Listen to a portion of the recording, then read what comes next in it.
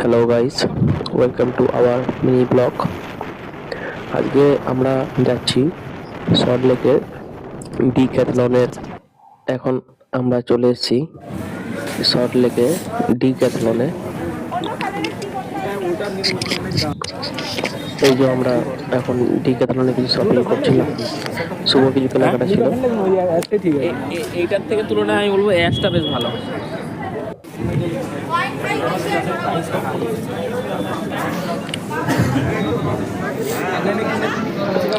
ওদের ওখানে অ্যাসেসরিজ যেগুলো আছে, ধরে রাখুন যেরকম টুপি, মোজা, বেশ অ্যাফোর্ডেবল প্রাইসে এই মার্কেট হয়ে গেছে।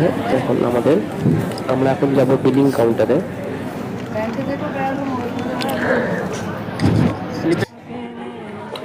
আর ওদের বিলিং কাউন্টারটা এত আপডেটেড